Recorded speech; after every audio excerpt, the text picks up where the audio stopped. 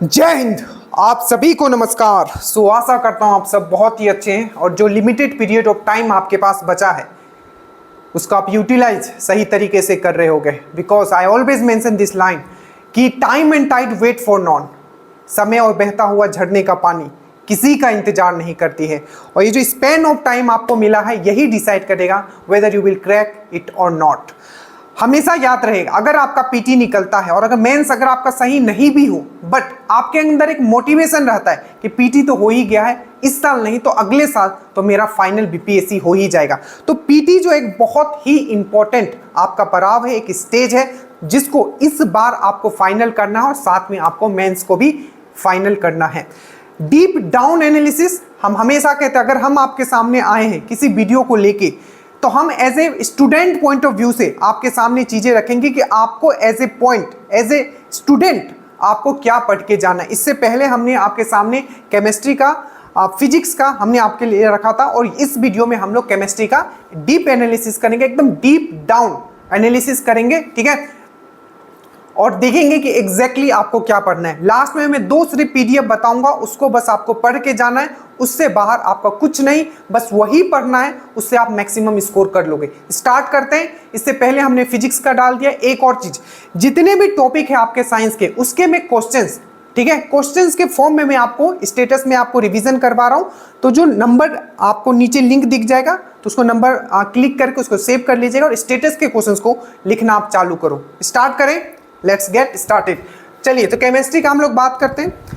अब एक एक पॉइंट बहुत ही केयरफुली सुनिएगा और बहुत ही ध्यान से, बहुत मेहनत किया गया है ताकि आपको मेहनत ना करना पड़े और जो आपका ये प्रीवियस टाइम है आप उसको सही जगह लगा पाओ। तो इतना ही पढ़ना है। सबसे पहले अगर हम लोग स्टार्ट करते हैं केमिस्ट्री में, तो सबसे पहले टॉपिक में भी सब टॉपिक आपको क्या पढ़ना है वो मैं बताने वाला हूं। और याद रखिएगा, यही टॉपिक आपके एग्जाम्स में रहेंगे, प्लस इवन आपके क्वेश्चंस भी रिपीट होते हैं। तो एक बार आप PYQ भी जरूर देख के जाएगा। इट्स नॉट जस्ट कि आपको बीपीएससी वाला देख के जाना है, ठीक है।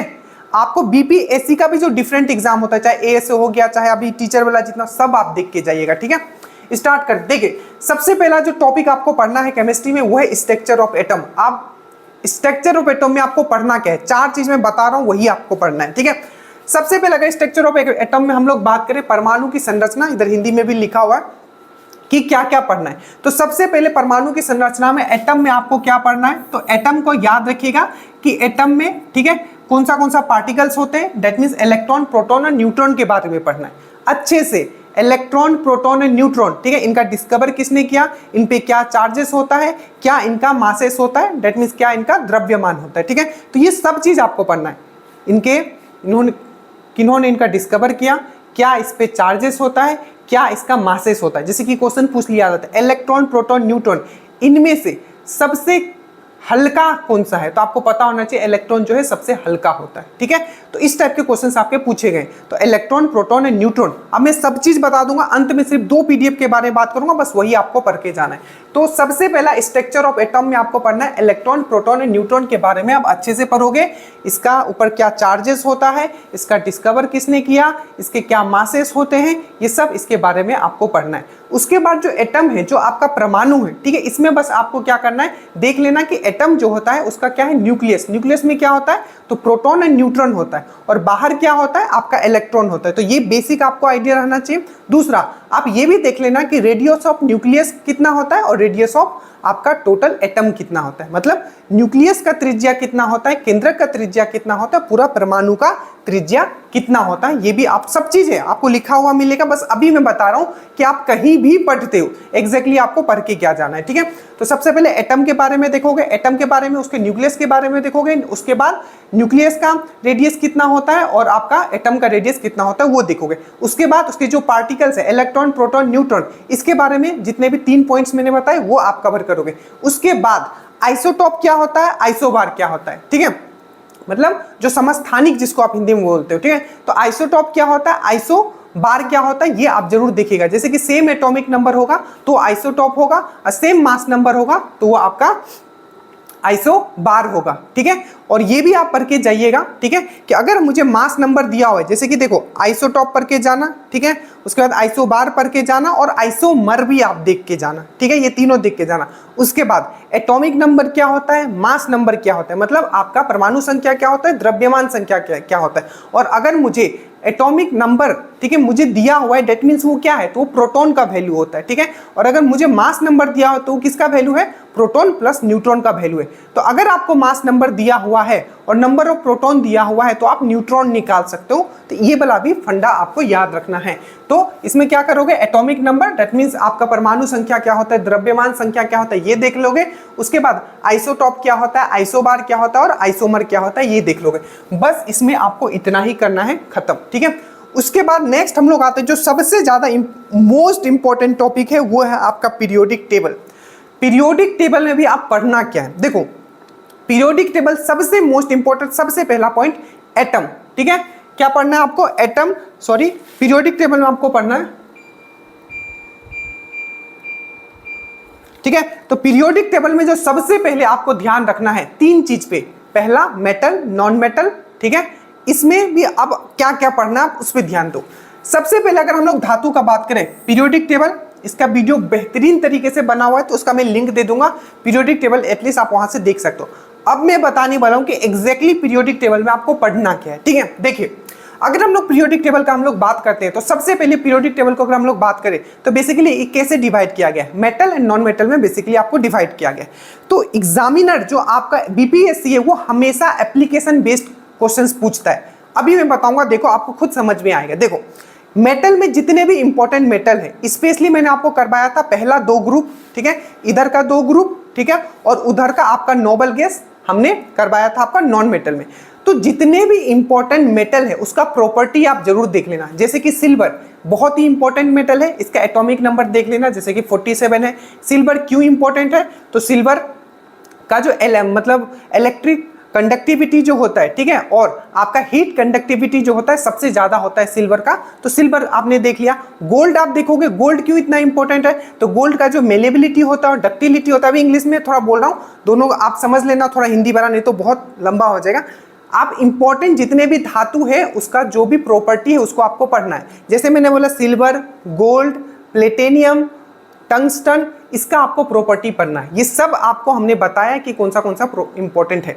उसके बाद जैसे ही आप मेटल, जो इंपॉर्टेंट मेटल उसका प्रॉपर्टी पढ़ लोगे, उसके बाद जो मेटल से जो कंपाउंड बनते हैं, जो यौगिक बनते हैं, जितने भी इंपॉर्टेंट मेटल है, जैसे कि कैल्शियम। अब कैल्शियम से बहुत क्वेश्चंस बनते हैं। अब देखो जैसे कि कैल्शियम से आपको पूछ लिया जाता है कि आपने सुना होगा प्लास्टर ऑफ पेरिस, ठीक है, प्लास्टर ऑफ पेरिस आपने सुना होगा। तो बेसिकली प्लास्टर ऑफ पेरिस जो है कैल्शियम सल्फेट हाफ H2O हम लोग लिखते हैं, उसका फॉर्मूला लिखते हैं ना। तो एग्जाम में पूछा भी गया था कि किसका यूज जो है हम लोग बैंडेज के लिए करते हैं जब पैर में फ्रैक्चर हो जाता है, तो प्लास्टर ऑफ पेरिस के लिए करते हैं। तो ये एप्लीकेशन बेस्ड पूछ लिया, लेकिन ये है क्या, मेटल का कंपाउंड है, मेटल का यौगिक है। कैसे, तो देखो इसका एग्जाम्पल देखो, आपको समझ में आ जाएगा कि पढ़ना क्या है। जैसे देखिए, तो जैसे कि हमने बात किया कि इंपॉर्टेंट जितने भी धातु है उसका प्रॉपर्टी आप पढ़ लोगे, जैसे कि सिल्वर हो गया, गोल्ड हो गया, ठीक है, ये सब आपको पढ़ लेना है। सिल्वर, गोल्ड, फिर से आपका एक ही ऐसा मेटल है जो रूम टेम्परेचर पे लिक्विड फॉर्म में रहता है, तो मरकरी, ठीक है, ये सब एकदम आपको लिखा हुआ मिल जाएगा, बस आप सुनते हुए चलो। अगर आप कहीं भी पढ़ो तो इसी तरीके से आपको पढ़ना है, ठीक है।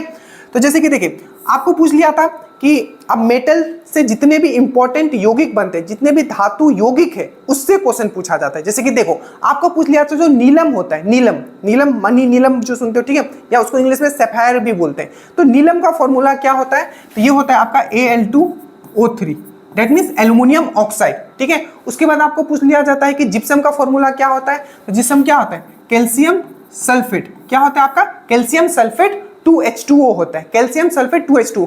तो यहाँ हम लोग ये जिप्सम का बात करें या हम ये नीलम का बात करें, बेसिकली ये है मेटल ही, बट क्या है, इसका यौगिक से क्वेश्चन पूछ लिया जाए एप्लीकेशन से, ठीक है। जैसे कि देखो आपको पूछा हुआ था क्विक लाइम क्या होता है, ठीक है, स्लैक लाइम क्या होता है, लाइम स्टोन क्या होता है, लाइम वाटर क्या होता है, ये जितने भी है सब है क्या, धातु है, पर धातु का यौगिक है। जैसे कि देखो अगर मैं आपको बोलता हूं बुझा हुआ चूना, बिना बुझा हुआ चूना, ये सब क्या है, बेसिकली क्या है, मेटल का यौगिक है। तो मेटल के यौगिक से बहुत सारे क्वेश्चन पूछे हैं जो रियल लाइफ में यूज किया जाता है। जैसे कि देखो यहां हमने बताया, जैसे कि Al2O3, ये क्या है, एक मेटल यौगिक है। ये क्या है, नीलम का फॉर्मूला है। जैसे कि जिप्सम हो गया, तो क्या है आपका, जिप्सम जो हो गया आपका क्या है, कैल्शियम सल्फेट हो गया। कैल्शियम सल्फेट को हम लोग क्या बोलते हैं, कैल्शियम सल्फेट 2H2O लिखते हैं, तो वो क्या है, जिप्सम है। ठीक है, जिप्सम का पूछ लेता है कि क्या चीज हम लोग सीमेंट में मिलाते हैं, ठीक है, जिससे उसका सेटलिंग टाइम जो है इंक्रीज हो जाता है, तो क्या वो जिप्सम है। ठीक है, उसी तरीके से देखो एक क्वेश्चन पूछ लिया गया था आपसे, ठीक है, कि नीला थोथा किसको बोला जाता है, ब्लू विट्रोल किसको बोला जाता है, तो कॉपर सल्फेट आपका को क्या बोला जाता है, ब्लू विट्रोल बोला जाता है। तो यहाँ आपका एल्यूमिनियम आ रहा है, यहाँ आपका कॉपर आ रहा है, यहाँ आपका कैल्शियम आ रहा है। ठीक है, उसके बाद पूछा था कि सोडियम बेंजोएट का यूज क्या होता है, तो जो भी खाद्य होता है उसको प्रिजर्व करने के लिए यूज किया। तो ये जितने भी आपके देखोगे ये मेटल है, यही समझना है कि आपको एग्जामिनर पूछना क्या चाह रहा है। तो मेटल इंपॉर्टेंट, जो भी मेटल है, ठीक है, उसके बारे में पढ़ लेना, और जो इंपॉर्टेंट आपको कंपाउंड बनते हैं ये सब आपको मिल जाएगा। ठीक है, Al2O3 हो गया, कॉपर सल्फेट, जैसे कि क्विक लाइम हो गया। तो क्विक लाइम किसको बोलते हैं हम लोग, क्विक लाइम बोलते हैं बिना बुझा हुआ चूना को, CaO। ठीक है, स्लैक लाइम किसको बोलते हैं हम लोग, बुझा हुआ चूना को, जिसको हम लोग बोलते हैं कैल्शियम हाइड्रोक्साइड। ठीक है, उसके बाद क्या, कॉस्टिक सोडा किसको बोलते हैं, तो सोडियम हाइड्रोक्साइड को। ठीक है, उसके बाद लाइम स्टोन किसको बोलते हैं, तो कैल्शियम कार्बोनेट को, या चौक किसको बोलते हैं, तो कैल्शियम कार्बोनेट को। तो ये सब क्या है, मेटल है, मेटल के ही कंपाउंड है। इस टाइप से क्वेश्चंस आपको पूछे जाते हैं, बस सिंपल है। उसमें कितना होगा, 10 से 12 ऐसे कंपाउंड होंगे जो बार बार पूछा जाता है, खत्म, फिनिश। ठीक है, तो यही है आपको पढ़ने का तरीका। और ये कैसे डेवलप होगा, बोलो सर कैसे आएगा, जब आप पेपर लेके बैठोगे 2-2 दिन 3-3 दिन चीजों को देखोगे, एक बार में बैठोगे तो नहीं है। आप कोई टीचर आएगा आपको क्या बोलेगा, मेटल पढ़ लो, नॉन मेटल पढ़ लो, बट क्या पढ़ना है, मेटल नॉन मेटल में तो पीरियोडिक टेबल में आपका लाइफ खत्म हो जाएगा, इतने क्वेश्चंस बनते हैं। आपको समझना है कि आप PPSC के लिए बैठ रहे हो, ठीक है, और उसके हिसाब से पढ़ना है। तो एप्लीकेशन है, मेटल जो इंपॉर्टेंट मेटल है उसके बारे में पढ़ेंगे, उसके बाद जो भी इंपॉर्टेंट मेटल है उससे जो कंपाउंड बनता है वो भी, जैसे कि आपको पूछ लिया था नीलम का जो फॉर्मूला है वो क्या है, तो Al2O3 है। फिर से पूछ लिया था जो प्लास्टर ऑफ पेरिस है उसका यूज कहाँ करते हैं, तो जो पैर टूट जाता है तो बैंडेज करते हो, तो कैल्शियम सल्फेट ½ H2O, वो हो गया। तो आपको यही चीज याद रखना है। फिर से एक में पूछा हुआ था, आपका याद हो, एग्जाम देने जा रहे हो ना तो पेपर तो देखोगे, उसमें क्या पूछा था, क्विक लाइम स्लैक लाइम का फॉर्मूला पूछ लिया था, समझ में आया।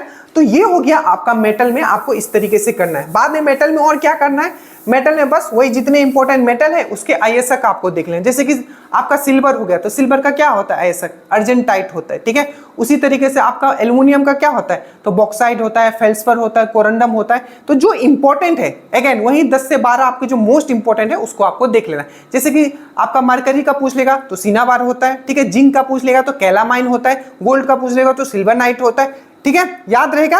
आयरन का पूछ लेगा तो सीडराइट होता है, ठीक है, सीडराइट होता है, मैग्नेटाइट होता है, हेमाटाइट होता है, लिग्नोटाइट होता है। तो ये जो आयसक है और है वो भी आपको पढ़ लेना है। ठीक है, तो सबसे पहले आपने ये समझा हमें मेटल पढ़ना है, जितना भी इंपॉर्टेंट मेटल है उसके बारे में पढ़ लेना है, उसका हमें यौगिक पढ़ लेना है, उसका आयसक हमें पढ़ लेना है। ठीक है, और एक चीज आपको पढ़ लेना है वो है आपका एलॉय, मतलब मिक्सचर ऑफ मेटल। जैसे कि ब्रॉन्ज किसका मिक्सचर है, ठीक है, ये आपको पढ़ लेना है। तो ये भी 10-12 जो है वही आपको पढ़ के जाना है। ब्रॉन्ज हो गया आपका, गन मेटल हो गया आपका, ब्रॉन्ज हो गया, ब्रास हो गया। ठीक है, तो ये सब का जो कॉम्बिनेशन है बस तो हो गया, समझ में आ गया। तो एक हम लोग एलॉय पढ़ लेंगे, मतलब मिश्रित धातु पढ़ लेंगे, एक हम लोग आयसक पढ़ लेंगे, ओर्स पढ़ लेंगे, उसके बाद हम लोग जो इंपॉर्टेंट मेटल है 10 से 12 जो मोस्ट इंपॉर्टेंट मेटल है उसके बारे में पढ़ लेंगे, और उसके बाद मेटल कंपाउंड के बारे में पढ़ लेंगे। बस यही है आपका धातु। इतना आप ये जितना मैं बता रहा हूं ना, आप 1 से 1.5 दिन में एकदम बेहतरीन तरीके से कंप्लीट कर सकते हो, और 7 नंबर यहां से आएंगे। ठीक है, अब देखो उसके बाद इंपॉर्टेंट और हो गया, और एक चीज बस आपको कर लेना है, रिएक्टिविटी सीरीज, कि कौन सा धातु सबसे ज्यादा, तो एक रिएक्टिविटी सीरीज है, ये सब चीज आपको करवाया गया। तो रिएक्टिविटी सीरीज जो है आपको एक बार देख लेना है। जैसे सबसे ज्यादा रिएक्टिव कौन सा होता है, तो पोटासियम होता है, उसके बाद कौन सा होता है, सोडियम होता है, उसके बाद कौन सा होता है, कैल्शियम होता है। तो एक रिएक्टिविटी सीरीज आता है, उसको देख के जाइएगा। उसके बाद मैंने बता दिया सिल्वर हो गया, आयरन हो गया, ठीक है, गोल्ड हो गया, ठीक है, जितना भी इंपॉर्टेंट वाले जितने भी धातु हैं उसका आप प्रॉपर्टी गुण आप देख के जाइएगा। जैसे कि आयरन बहुत इंपॉर्टेंट है, तो आयरन में क्या होता है, गैल्वेनाइजेशन, गैल्वेनीकरण किया जाता है ताकि उसमें आयसक ना लगे। तो जब भी हम लोग आयरन का बात करते हैं, किसी भी एग्जाम में बैठोगा आयरन सबसे इंपॉर्टेंट है। क्या है, आयरन सबसे इंपॉर्टेंट है। जंग से इसमें हमेशा क्वेश्चन पूछा जाता है। तो अगर आप ड्रीम डोज के साथ पढ़े हुए हो तो जंग पे हमने पूरा इक्वेशन आपको पढ़ा दिया है और उतना पढ़ाया है जितना जरूरत है, कंसाइज एंड कंसेप्चुअल। तो जितना भी पूछा जाएगा आप सब चीज करके आओगे, बस आप मोटिवेटेड रहो, ठीक है। तो ये हो गया आपका धातु। उसी तरीके से आपका अधातु में भी आएंगे हम लोग, ठीक है। तो ये हो गया ये धातु। इसी तरीके से हम अधातु में भी आएंगे, जैसे कि जितने भी इंपॉर्टेंट अधातु है, नॉन मेटल है, जैसे कि ब्रोमीन से आपको क्वेश्चन पूछ लिया, ठीक है, कि कौन सा ऐसा नॉन मेटल है, ठीक है, जो रूम टेम्परेचर पे लिक्विड फॉर्म में रहता है। तो आपको सबको पता है ब्रोमीन है। कौन सा ऐसा नॉन मेटल है, ठीक है, जो एनाल्जेसिक के रूप में यूज किया जाता है, जो कि हेलोजन ग्रुप से बिलोंग किया जाता है, वो कौन है, ब्रोमीन है। ब्रोमीन का कलर क्या होता है, तो रेड होता है, ये भी पूछ लिया गया। तो जो इंपॉर्टेंट, ठीक है, ऐसा नहीं है कि वो कहीं और से क्वेश्चन पूछने वाला, बस यही है, आपको समझना है कि वो पूछना क्या चाह रहा है, ठीक है। उसी तरीके से तो नॉन मेटल में भी ये करना है, जितने भी इंपॉर्टेंट नॉन मेटल, जैसे नॉन मेटल में क्या बोले, कौन सा इंपॉर्टेंट है, ब्रोमीन बहुत ही इंपॉर्टेंट है, ठीक है। उसके बाद ऑक्सीजन बहुत इंपॉर्टेंट है, ये भी एक नॉन मेटल में आता है, ठीक है। तो ऑक्सीजन का यूज हमने कहाँ कहाँ किया, बताओ जल्दी से। श्वास लेने में तो करते हैं, ऑक्सीजन हमें चाहिए, अगर ऑक्सीजन नहीं होगा तो हमारे बॉडी में एनर्जी ही नहीं बनेगा। क्यों नहीं बनेगा, तो ये सब पता होना चाहिए, ठीक है। ये बायोलॉजी में भी आप पढ़ते हो। तो सबसे पहले ऑक्सीजन का हम लोग यूज करते हैं वेल्डिंग में। तो क्वेश्चन पूछ लिया था कौन सा गैस यूज करते हैं हम लोग वेल्डिंग में, तो ऑक्सीजन प्लस एसिटिलीन का जो हम लोग यूज करते हैं वो हम लोग वेल्डिंग में यूज करते हैं। उसी तरीके से आपको पूछ लीजिएगा ऑक्सीजन प्लस हीलियम का यूज करके हम लोग कहाँ करते हैं, तो सी डाइवर्ट जो होते हैं वो अपना जो बैक में कैरी करते हैं, जो गैस होता है वो लेके जो जाते हैं ऑक्सीजन और आपका हीलियम को मिक्स करके। वेल्डिंग जो किया जाता है किससे किया जाता है, ऑक्सीजन और आपका एसिटिलीन गैस का। तो यही यूज है, ठीक है। मतलब इंपॉर्टेंट आपका जो भी नॉन मेटल है उसके बारे में थोड़ा पढ़ लेना है, और बाकी जितने भी नॉन मेटल उससे जो इंपॉर्टेंट कंपाउंड बनता है वो पढ़ लेना है, बस, ठीक है, सिंपल। तो वही है, जैसे कि देखिए क्लोरीन, क्लोरीन से हमेशा क्वेश्चन पूछा गया है, जैसे कि क्लोरीन हो गया तो विरंजक चूर्ण, ठीक है, जो विरंजक चूर्ण है उसको जब पानी में आप मिलाओगे, ठीक है, तो कौन सा गैस निकलता है, क्लोरीन निकलता है, ठीक है। क्लोरीन और कहाँ यूज किया जाता है, तो क्लोरीन आप देखोगे स्विमिंग पूल को साफ करने में भी यूज किया। तो ये क्या है, एक क्लीनिंग एजेंट के रूप में भी काम करता है। तो क्लोरीन एक इंपॉर्टेंट है, इसीलिए वहां से क्वेश्चन पूछा गया है। और क्लोरीन क्या होता है, थोड़ा इसके बारे में पढ़ लेना कि पूरी तरीके से आपको वाटर में सोल्यूबल नहीं होता, हल्का येलो कलर का होता है। तो वही चीज है जो आपका याद रखना है, ठीक है। ये चीज आपको समझ में आ गया होगा।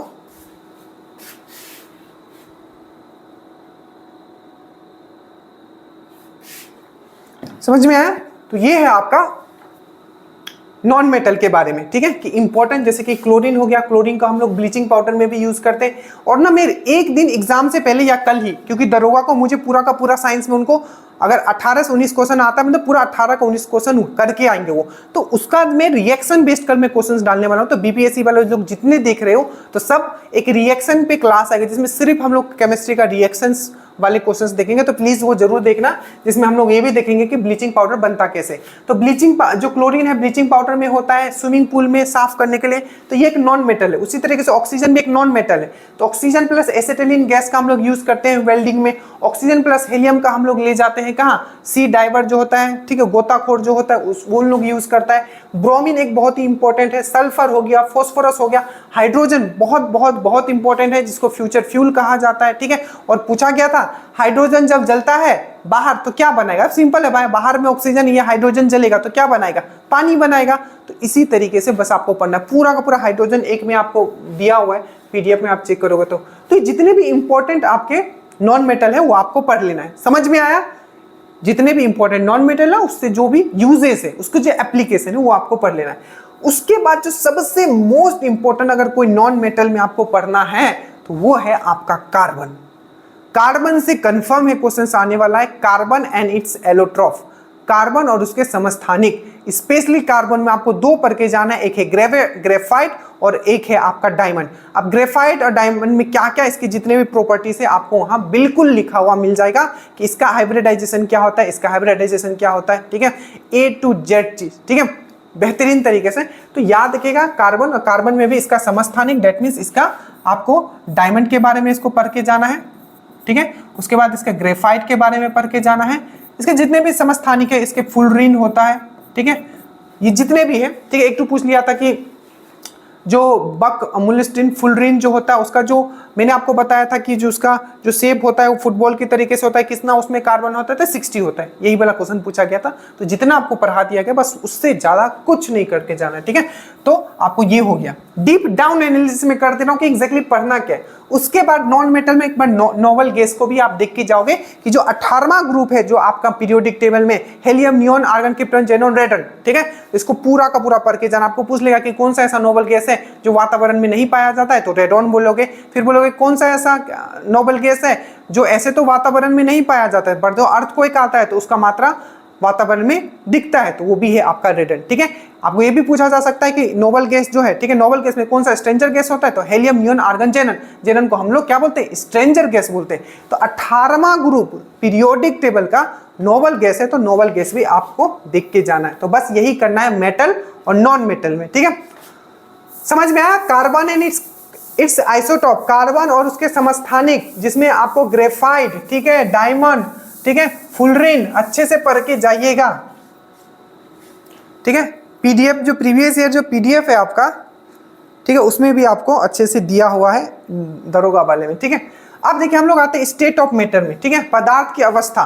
तो स्टेट ऑफ मैटर में हमको सबसे पहले क्या क्या पढ़ना है, 2-4 चीज पढ़ना है, मैं वो आपके सामने रख दे रहा हूं। सबसे पहले आपको पढ़ना है कि अवस्था जो चेंज होता है, सॉलिड से डायरेक्टली गैस में चला जाता है या आपको गैस से डायरेक्टली सॉलिड में आ जाता है, तो ये जो चेंजेस हो रहा है, जैसे सॉलिड से डायरेक्टली गैस चला गया, तो इसको क्या बोलते हैं हम लोग, सब्लिमेशन बोलते हैं, उद्वर्धन बोलते हैं, ठीक है। उसी तरीके से गैस से डायरेक्टली सॉलिड में आ गया, तो इसको हम लोग क्या बोलते हैं, डिपोजिशन बोलते हैं, निक्षेपण बोलते हैं। ये ऑलरेडी क्वेश्चन पूछा गया, बट आपको यहाँ एग्जाम्पल भी थोड़ा माइंडसेट लेके चलना है कि इसका एप्लीकेशन भी देखना है। जैसे कि सब्लिमेशन का हम लोग बात करेंगे, हम लोग उद्वर्धन का बात करेंगे, जिसमें सॉलिड से डायरेक्टली गैस में चला जाता है, तो उसमें क्या क्या होगा, सॉलिड कार्बन डाइऑक्साइड होगा, अमोनियम क्लोराइड होगा, ठीक है, solid carbon dioxide, ammonium chloride हो गया, उसके बाद आपका कपूर हो गया, ठीक है। ये जितने भी आपको क्या बोलते हैं, सब्लिमेशन शो करते हैं, सॉलिड से डायरेक्टली आपका गैस। उसी तरीके से गैस से डायरेक्टली सॉलिड आएगा तो उसको क्या बोलते हैं, निक्षेपण बोलते हैं, या उसको हम लोग क्या बोलते हैं, डिपोजिशन बोलते हैं। तो ये जो चेंज ऑफ स्टेट है ये भी बेहतरीन तरीके से आपको पीडीएफ में दिया हुआ है, ठीक है, वो आपको कर लेना है, ठीक है, याद रहेगा। तो चेंज ऑफ स्टेट करना, अवस्था में परिवर्तन, उसका एग्जांपल है उद्वर्धन का अमोनियम क्लोराइड हो गया, आपका सॉलिड कार्बन डाइऑक्साइड हो गया, ठीक है। सॉलिड कार्बन डाइऑक्साइड मतलब क्या होता है पता है ना, ड्राई आइस। तो जो सॉलिड कार्बन डाइऑक्साइड होता है जिसको हम लोग बोलते हैं ड्राई आइस, ये भी क्या करता है, आपका सब्लिमेशन शो करता है। उसके बाद कपूर हो गया, ये भी सब्लिमेशन शो करता है। तो पहला पर हो गया स्टेट ऑफ मैटर में चेंज ऑफ स्टेट। ऐसे सॉलिड, लिक्विड, गैस, ये सब तो आपको आपने पढ़ा होगा। यहाँ जो मोस्ट इंपॉर्टेंट है बस मैं वो बता रहा हूँ, पढ़ के जाना है जिससे क्वेश्चन आए। नेक्स्ट पर हो गए फिजिकल एंड केमिकल चेंज, ठीक है, कि फिजिकल चेंज क्या होता है, केमिकल चेंज क्या होता है, ठीक है, ये चीज आपको पढ़ना है। जैसे डाइजेशन है, डाइजेशन क्या है, फिजिकल चेंज है कि केमिकल चेंज है, तो ये केमिकल चेंज है, ठीक है। जितना भी हमारे बॉडी में मेनली जो चीजें हो रही है वो सब क्या है, केमिकल इश्यू है।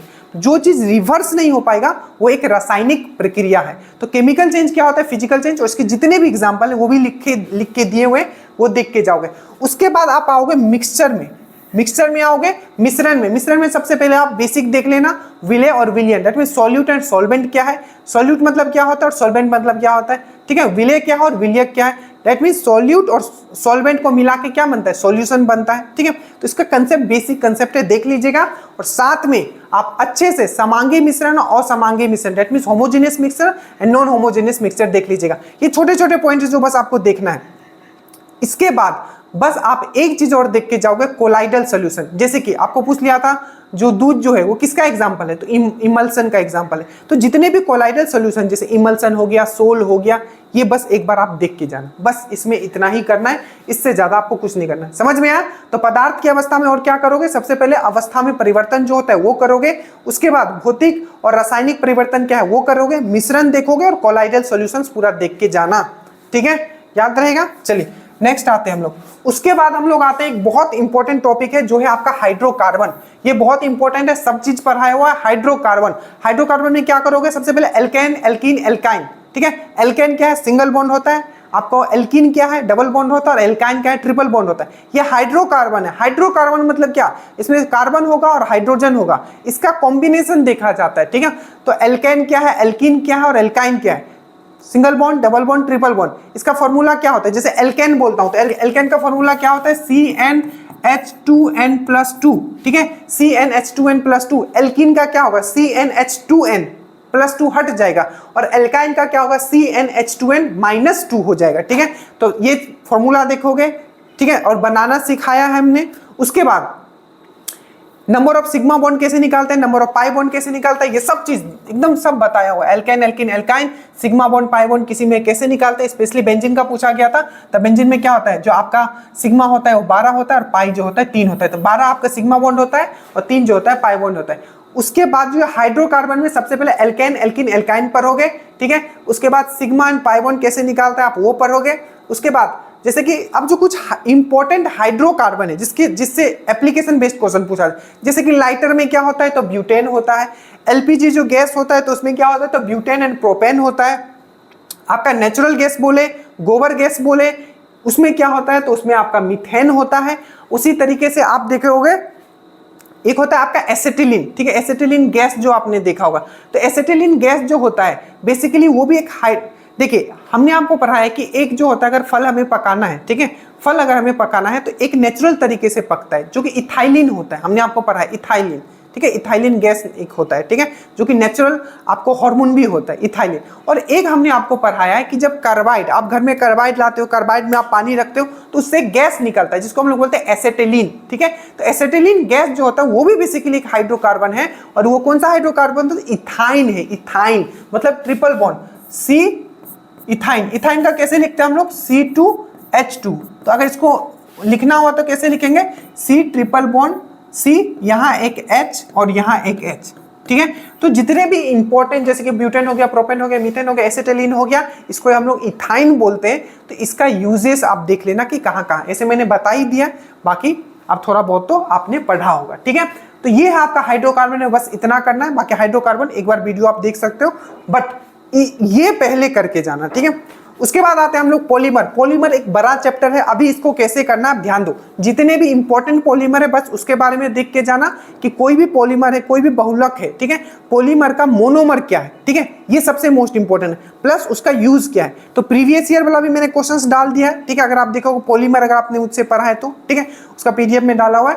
जैसे कि देखो टेफ्लॉन, जो टेफ्लॉन जो होता है, टेफ्लॉन का यूज क्या होता है तो आपको पता होना चाहिए कि नॉन स्टिकी जितना भी हम लोग बनाते हैं, ठीक है, जो तांबा नॉन स्टिकी होता है वो टेफ्लॉन से बना होता है। और टेफ्लॉन को और क्या नाम से जाना जाता है, ये क्वेश्चन पूछा जाता है, तो आपको याद रखना है PTFE। PTFE क्या होता है, पॉलीटेट्राफ्लोरोइथेलाइन। ठीक है, पॉलीटेट्राफ्लोरोइथेलाइन। ठीक है, तो पॉलीटेट्राफ्लोरोइथेलाइन आपको याद रखना है। तो PTFE क्या है, तो बेसिकली आपका टेफ्लॉन का ही नाम है। टेफ्लॉन का यूज कहाँ करता है तो आपको याद रखना है, ये नॉन स्टिकी आपका पेन बनाने के लिए। ठीक है, तो पॉलीटेट्राफ्लोरोइथाइलिन आपको याद रखना है, पॉलीटेट्राफ्लोरोइथाइलिन PTFE। उसके बाद जैसे क्या हो गया बेकेलाइट। बेकेलाइट का यूज कहाँ होता है, स्विचेस बनाने में होता है। तो बेकेलाइट किससे बना होता है तो आपका फिनॉल एंड फॉर्मेल्डिहाइड से। ठीक है, उसके बाद केबलर। केबलर क्या है, तो जो भी बुलेट प्रूफ जो जैकेट बनाते हैं, ठीक है, उसमें क्या यूज होता है तो केबलर पॉलीमर यूज होता है। और बेसिकली केबलर किसका आप बोल सकते हो कि ये आपका पॉलीमर है तो पॉलीएमाइड। ठीक है, पॉलीएमाइड जो होता है, पॉलीएमाइड बोलो या केबलर बोलो, ठीक है, इससे हम लोग क्या बनाते हैं तो इससे हम लोग बनाते हैं आपका जैकेट बनाते हैं। ठीक है, याद रखना बुलेट प्रूफ जैकेट बनाते हैं। उसी तरीके से PVC हो गया, पॉलीविनाइल क्लोराइड। ठीक है, PVC मतलब क्या है, पॉलीविनाइल क्लोराइड। तो विनाइल क्लोराइड यहाँ क्या है, मोनोमर है। तो ये जो इंपॉर्टेंट है, जैसे टेफ्लॉन हो गया, बेकेलाइट हो गया, केबलर हो गया, PVC हो गया। उसके बाद एक रबर वाला याद रख लेना, isoprene.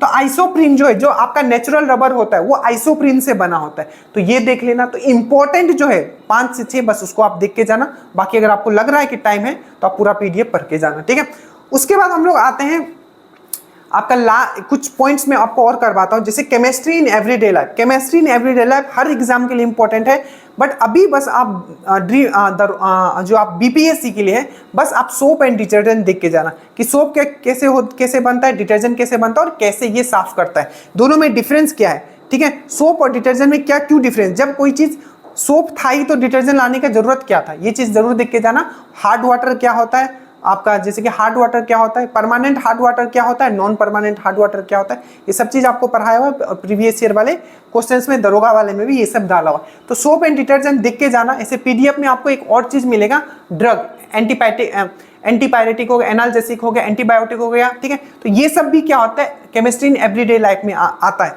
But soap and detergent से क्वेश्चन पूछा गया, हो सकता है इस बार आपका मेडिसिन से भी पूछ ले, तो उसका पीडीएफ अलग दिया गया था, तो ये जरूर एक बार देख लीजिएगा। सोप एंड डिटर्जेंट हमने पढ़ा भी दिया है, ठीक है। तो इतना ही आपको करना है। कुछ क्वेश्चंस और है जो आपको हट के आपको देखने के लिए मिल सकते हैं, पर बेसिकली वो इसी से पूछा गया। जैसे कि देखो डिफरेंट टाइप ऑफ ग्लास होता है, ठीक है। तो पूछा गया कि नॉर्मली जो ट्यूबलाइट ये सब में होता है कौन सा ग्लास यूज करते हैं, तो सोडा ग्लास यूज करते हैं। तो ये जो छोटा छोटा टॉपिक है जिसको हम लोग 5 से 6 लाइन में खत्म कर सकते हैं, इसमें इसको मैं स्टेटस से भी आपको डाल रहा हूँ। इवन ये वाला आपका डल भी चुका है, ग्लास वाला, डिफरेंट टाइप ऑफ ग्लास। फिर से पूछा जाता है कि जैसे कि रेड कलर जो होता है आपका जो फटाका फोड़ते हैं उसमें कौन सा होता है, तो स्ट्रोंसियम होता है। तो ये सब जो है ना छोटे छोटे क्वेश्चंस है आपके मेटल से, स्ट्रोंसियम मेटल एंड नॉन मेटल्स में ही आएगा आपका, ठीक है। तो ये ग्लास वाला हो गया, ये आपका कुछ इस टाइप के जो क्वेश्चंस हो गए जो बहुत ही कन्वेंशनल क्वेश्चंस है, ठीक है। तो ग्लास एंड इट्स टाइप इसका मैं करवा चुका हूँ, स्टेटस में डल चुका है। उसके बाद स्टील, स्टील बहुत फेवरेट टॉपिक रहा है, ठीक है। दरोगा, ये आपका बीपीएससी के लिए बार बार दरोगा मुख में आता है, ठीक है। स्टील बहुत ही आपका फेवरेट टॉपिक रहा है। तो स्टील में देखो 2-3 चीज आपको याद रखना है, इससे हमेशा एक ही टाइप का क्वेश्चन कि स्टील जो होता है बेसिकली इसमें क्या क्या होता है। तो स्टील, स्टेनलेस स्टील जो होता है इसमें आयरन होता है, निकल होता है, क्रोमियम होता है, ठीक है। निकल, iron, chromium and copper, carbon होता है। तो जो स्टेनलेस स्टील जो बना होता है उसमें आयरन होता है, निकल होता है, कॉपर होता, आयरन होता है, निकल होता है, क्रोमियम होता है, कॉपर होता है। अब ध्यान से देखो, क्वेश्चन आपको पूछा गया था कि जो मजबूती बढ़ाने के लिए, बोलते हैं कठोरता बढ़ाने के लिए स्टील में क्या मिलाया जाता है, तो आपको बोलना है कठोरता बोले या इंग्लिश में बोले रिजिडिटी। रिजिडिटी बढ़ाने के लिए क्या यूज किया जाता है, तो आपको कार्बन यूज किया जाता है। मैं सब बता दे रहा हूं, ये क्वेश्चन पूछा गया था। नेक्स्ट आपको पूछा जाता है कि धब्बा रहित, ठीक है, धब्बा रहित आपको स्टील बनाने के लिए, ठीक है, या रस्ट फ्री मतलब जंग विरोधी आपको स्टील बनाने के लिए या धब्बा रहित स्टील बनाने के लिए आपको क्या यूज होता है, तो क्रोमियम यूज होता है। उसी तरीके से आपको बोलेगा कि नॉन मैग्नेटिक, ठीक है, स्टील बनाने के लिए हम लोग क्या यूज करते हैं, तो नॉन मैग्नेटिक स्टील बनाने के लिए और चुंबकीय स्टील बनाने के लिए हम लोग निकल यूज करते हैं। तो ये तीनों का फंडा आपको याद रखना, और ये सबसे मिला के क्या बनता है, आपका स्टील बनता है। अगर बोलेगा कठोर स्टील बनाना है तो उसमें कार्बन रहता है, कार्बन मिलाया जाता है, क्यों, तो कठोरता के लिए, रिजिडिटी के लिए। और अगर आप पूछा जाए कि धब्बा रहित या आपको रस्ट फ्री बनाने के लिए, ठीक है, या रस्ट रेजिस्टेंट बनाने के लिए किसको यूज किया जाता है, तो क्रोमियम को यूज किया जाता है। उसी तरीके से आपको बोले कि आपको नॉन मैग्नेटिक आपको जो है आपका स्टील बनाने के लिए क्या यूज किया जाता है, तो आपको निकल यूज किया जाता है। बाकी आयरन तो इसका मेन कंपोनेंट होता ही है। बाकी एलपीजी के बारे में मैंने बता दिया, इसमें क्या होता है, ब्यूटेन एंड प्रोपेन होता है। इसको गंध को, ठीक है, गंध को इसको, इसमें क्या होता है कि एक चीज और पूछा जाता है कि इसको जो गंध जो होता है, ठीक है, इसमें गंध मतलब गंध नहीं होता है। एलपीजी का जो मेन कंपोजिशन होता है ब्यूटेन एंड प्रोपेन, इसमें गंध नहीं होता है। तो इसको गंध लीकेज पता करने के लिए इसमें मिलाते हैं, तो इथाइल मरकैप्टन मिलाते हैं। क्या मिलाते हैं, इथाइल मरकैप्टन मिलाते हैं। ये भी चीज याद रखिएगा, ठीक है।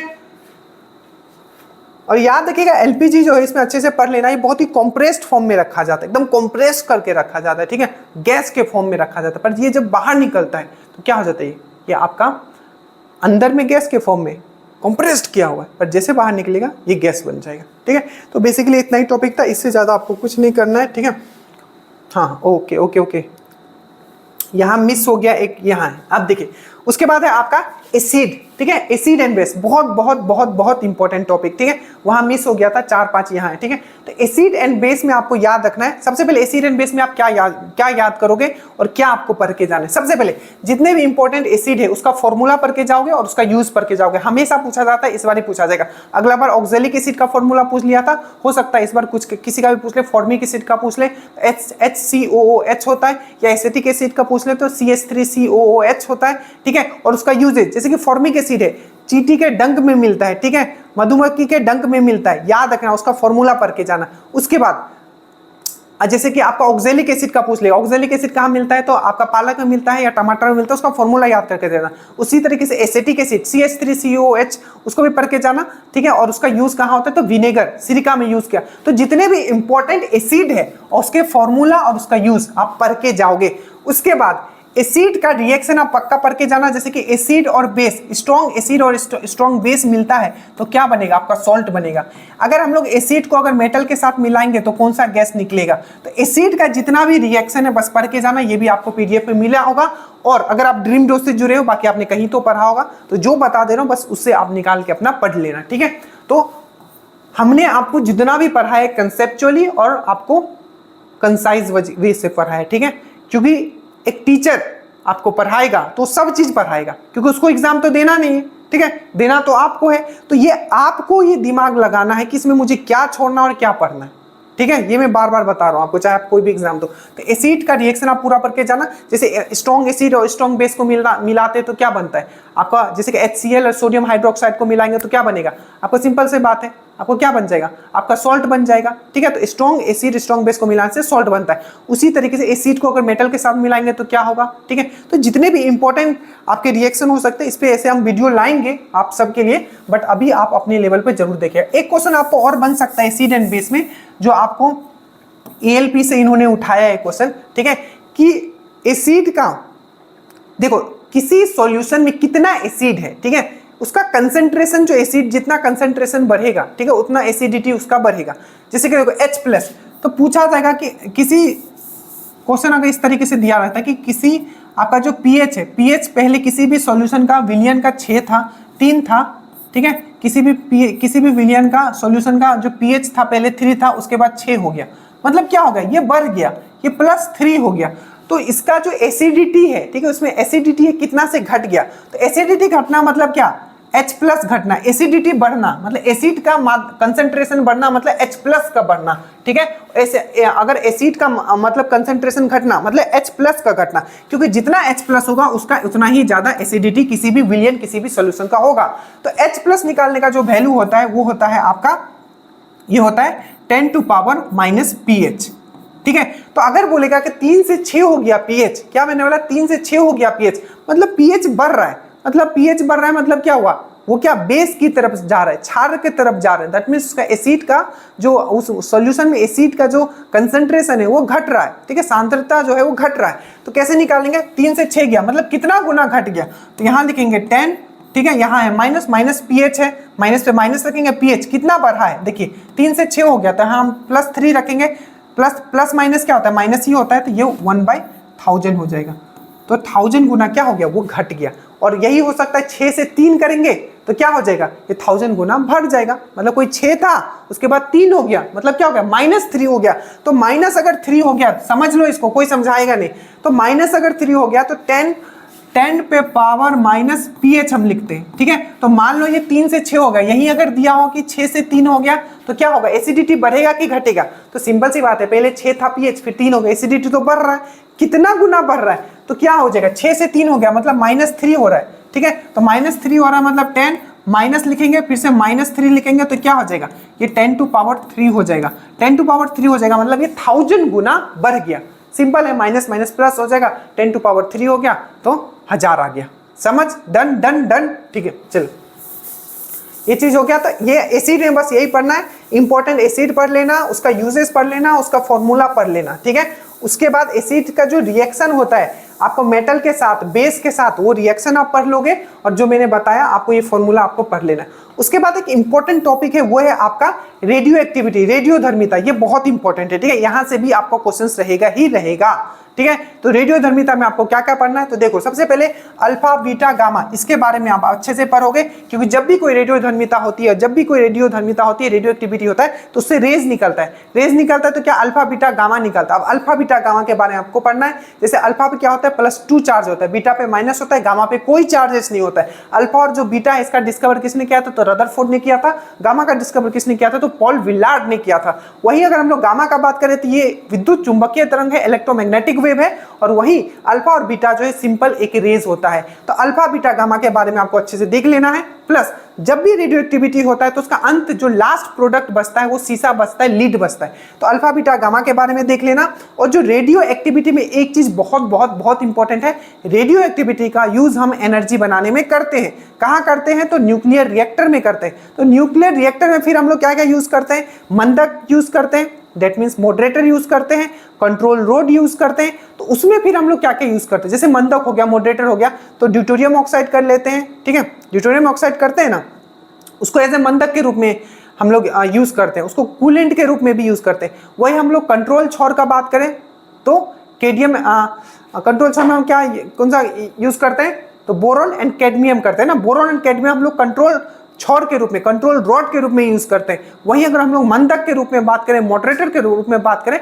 तो हम लोग D2O ड्यूटेरियम ऑक्साइड के को यूज करते हैं। तो ये जो है ना, ये फंडा न्यूक्लियर रिएक्टर वाला जो एनर्जी बनाता है, ये आप पूरा अच्छे से देख के जाना, वही लिखा हुआ है न्यूक्लियर रिएक्टर में मॉडरेटर, कंट्रोलर रॉड और रेडियो।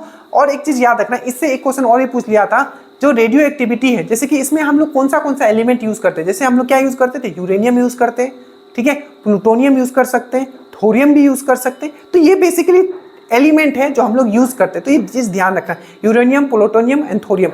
जैसे कि जो हिरोशिमा एंड नागासाकी 6 अगस्त और 9 अगस्त को बॉम्ब फेंका गया था, तो क्वेश्चन पूछ लिया था, देखो यही है, ठीक है, वो प्रेजेंस ऑफ माइंड आपका चेक करता है। तो 6 अगस्त और 9 अगस्त को जो बॉम्ब फेंका गया था, तो 6 अगस्त वाला में हम लोग नहीं, मतलब अमेरिका ने क्या किया था, जो उसका नाम दिया था लिटिल बॉय उस बॉम्ब का, और उसमें जो एलिमेंट यूज हुआ था वो था आपका, जो एटॉम बॉम्ब गिराया था, यूरेनियम। और जो 9 अगस्त को जो गिराया था, जिसका नाम दिया था फैटमैन, उसमें था आपका प्लूटोनियम। तो ये भी चीज आपको याद रखना है। तो ये रेडियोधर्मिता अल्फा बीटा गामा देख लेना, न्यूक्लियर रिएक्टर का आपका मॉडरेटर, कंट्रोलर रॉड, ये सब जो होता है ये देख लेना। रेडियो जो न्यूक्लियर रिएक्टर होता है उसमें हम लोग ईंधन के लिए कौन सा तत्व यूज करते हैं वो देख लेना। बाकी आप कर ही लोगे, फ्यूजन क्या होता है, फिजन क्या होता है, ये भी एक बार चेक कर लेना। इतना पढ़ना है, इससे ज्यादा अभी आपको केमिस्ट्री में कुछ नहीं पढ़ना है। फिर से एक बार सुन लीजिएगा कि मैंने क्या क्या बोला है। इसको एनालिसिस करने के लिए हमने बहुत टाइम दिया है, और मैं फिर से कहता हूँ, इससे पहले मैंने फिजिक्स का आपको करवा दिया है, ये आपका केमिस्ट्री का है, एक आपका बायोलॉजी का आएगा।